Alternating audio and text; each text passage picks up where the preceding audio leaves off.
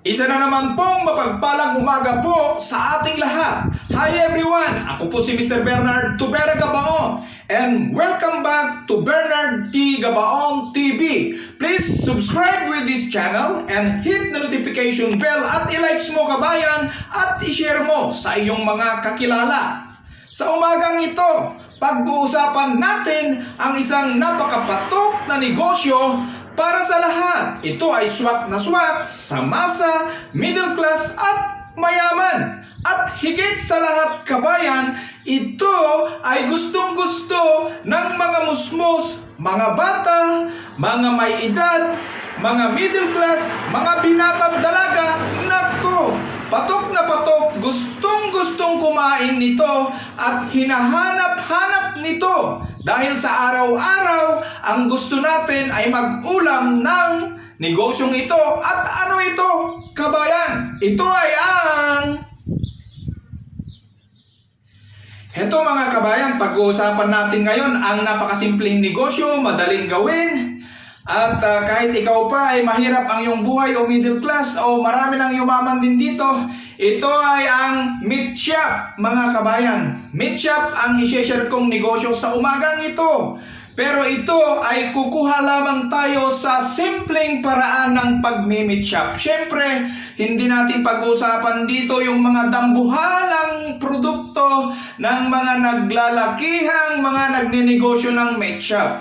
Dahil ang niche ko, dahil ang vision ko ay ma-share ko sa inyong lahat ito, lalong-lalo na sa mga kapwa ko mahihirap na Pilipino. Kapag ito ay inumpisahan nyo, ito ay magpapaangat ng iyong buhay. Kaya ito mga kabayan, paano nga ba tayo magnenegosyo ng meat shop? Siyempre sa pagninegosyo ng meat shop ay kinakailangan alamin natin. Unang-una kabayan ay mayroon tayong target na location.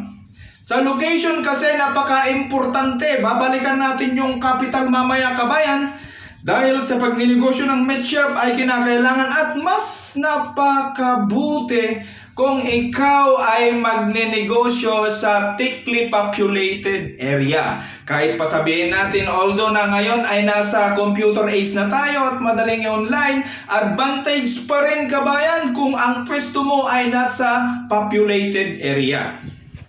Dalawang klase ang location na pwede mong puntahan. Kung wala kang pwesto sa wet market o sa palengke kabayan, ay tumingin ka ng mga matraffic na lugar o di kaya maraming mga tao, maraming transportasyon na dumadaan at maraming tao na minsan ay natatambay. Diyan mo ipwesto ang iyong meat shop.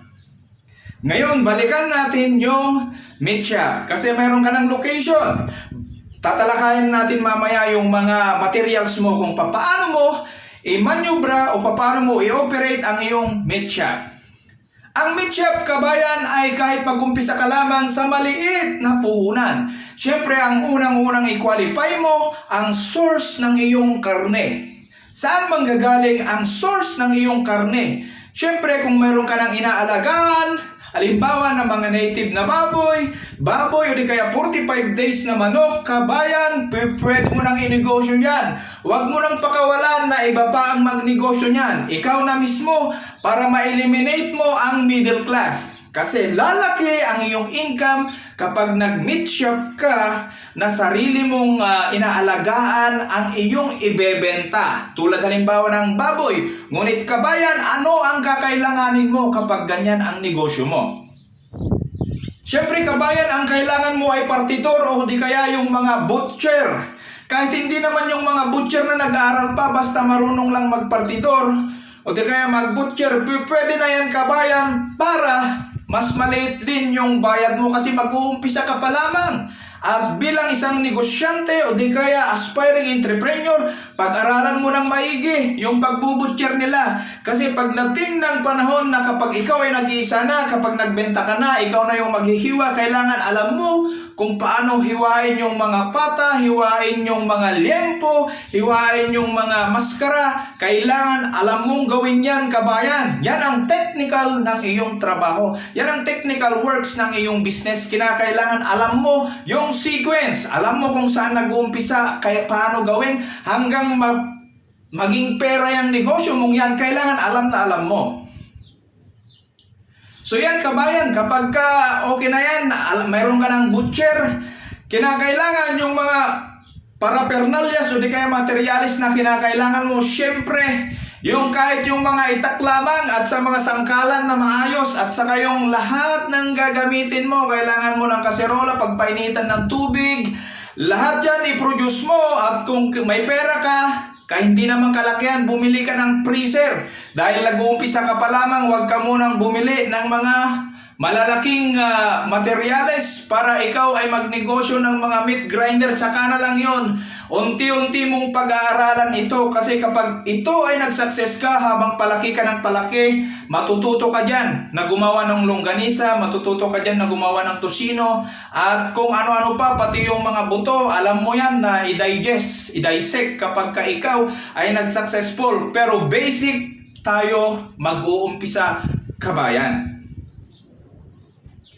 So ayan kabayan, kapag alam mo na yan, mayroon ka ng puhunan na 10,000, pwede na rin yan na paikutin mo yan. Lalong-lalo na kapag kaalaga mo, katay mo, benta mo, pasok na pasok yan kabayan. Yan kabayan. I hope na nagets mo ito. I hope na makakatulong ito sa iyo. Ngayon, papasukin naman natin yung kung paano ka magbenta. Siyempre, ang pagnenegosyo, kung walang benta, walang pera. Siyempre, meron ka ring strategy. At ano naman ang strategy ang magagawa mo? Siyempre, kalinisan. Kasi pag nag-meat shop ka, kasi may batas din naman yan yung meat shop law ay meron din naman. Siyempre, kahit hindi mo makita yung batas, hindi mo man mabasa, kahit basic lang yan, pinaka basic na basic ay kinakailangan yung sanitary ng iyong ibinebenta. Ayan ang dapat mong malaman. Isang way of pagkuha na rin yan ng mga customer kapag malinis ang iyong binebenta. So yan ang gawin mo kabayan. Strategy mo na yan sa pagbebenta. At dahil bago ka pa lamang, iwasan mong magpautang, huwag magpautang.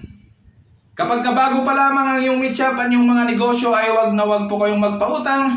At syempre, kapag strategy mo ay kinakailangan, depende kung bultuhan ka magbenta o di kaya kung strategy mo ay bahay-bahay mo, pwede rin yan o di kaya on order, magpa-order ka bago ka magkatay. Yan ang mga strategy mo. At kung ano pa ang maidadagdag mo na strategy mo, yan kabayan ay magandang simulain yan. So yan, nandyan na tayo kabayan. At syempre, iikot tayo kung paano mo papaikutin ang income mo kabayan. Para ikaw ay lumago sa negosyong meat shop, huwag gastusin lahat ang iyong mga kinita. Kapag may kita ka, syempre alam na alam mo kung paano mo i-break yung kita mo. Para sa ganun ay umikot ang iyong negosyo. Syempre sa paanong paraan? Syempre unang-una ay emergency fund pa rin. Pangalawa ay ang iyong pangangailangan. At pangatlo, yung paano mo paikutin yung natira mong pera. Marami nagsasabi 70-30, bahala ka na dyan kabayan. Basta ang importante ay huwag mong gastusin ang iyong kinitang pera. Kinakailangan mag-set aside ka ng pangpaikot mo sa iyong business. Hindi rin kinakailangan na isave mo yung pera mo, patulugin mo sa bangko. Yan ay paikutin mo para makita mo kung paano umikot at lumago ang iyong pera, nang sa ganun ay umasenso tayo kabayan. So yan lamang po ang simpleng sharing ko kabayan. Sana ang vlog na ito ay nakatulong po sa inyo.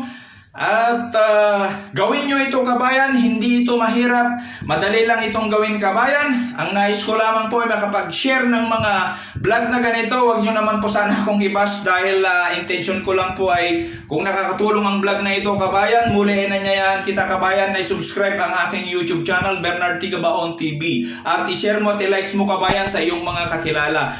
Small back po tayo, kaya kailangan po na gawin po natin ito kabayan, dahil napaka-importante po ito. Malaking tulong po, lalo na ngayon ay magluluwag na ang ating bansang Pilipinas. Sumabay tayo at kinakailangan natin makabawi sa nawalang oras natin kung paano tayo magpasenso ng ating buhay. So hanggang dito lamang po ang aking vlog. Ako po si Mr. Bernard Tubera Gabaon, na nagsasabi, go negosyo, practical tips sa magpapayaman sa inyo. At dito nagkabayang Bernard T. Gabaon ang nagsasabi sa inyong God bless you po.